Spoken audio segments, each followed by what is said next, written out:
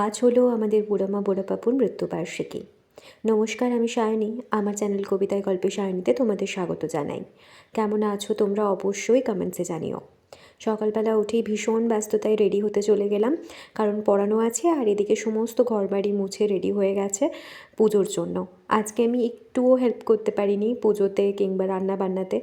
আসলে দিনটা সম্পর্কে আমার জানা ছিল না, তাই ক্লাসের টাইমিং দিয়ে ফেলেছি আর চেঞ্জ করার মতন সময় ছিল না, তাই ক্লাসটা করাতে হয়েছে। যখন ফিরে এসেছি তখন দেখলাম পারসের পত্র সাজানো হয়ে গেছে আর এদিকে পুজোটাও পরপর হয়ে গেল।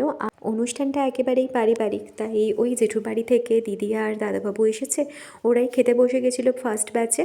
এরপর আমরাও কাজ গুছিয়ে প্রসাদ খেতে বসে গেছিলাম। প্রসাদ খাওয়ার পর সমস্ত দিকটা গোছানোও হয়ে গেছে। আবার এখানে ক্লাস শুরু হবে কিছুক্ষণের মধ্যে, যেহেতু রবিবার ছিল, তাই সমস্তটা গুছিয়ে তখন কাছাকাছি 3টে বাজে। এবার আমি চললাম স্নান করতে। স্নান সেরে এসে ক্লাসে বসে গেছিলাম। তবে আজকের দিনের ব্যাপারে একটু বলি। আজ হলো আমার দাদুর মা বাবার মৃত্যুবার্ষিকী। এই দিনটিতে ওনাদের জন্য শ্রদ্ধার্ঘ্য অর্পণ করে নৈবেদ্য দেওয়া হয়, আর তার জন্যই এই বারসের অনুষ্ঠান। এবার প্রশ্ন আসতে পারে যে আমি কেন বুড়ামা বুড়াবাবুর একসাথে মৃত্যুবার্ষিকী বলছি। আসলে ব্যাপারটা ভাবলেও মাঝে মাঝে একটু গায়ে কাটা দেয় যে বুড়ামা মারা যাওয়ার ঠিক 9 দিনের মাথায় বুড়াবাবু মারা গেছিলেন।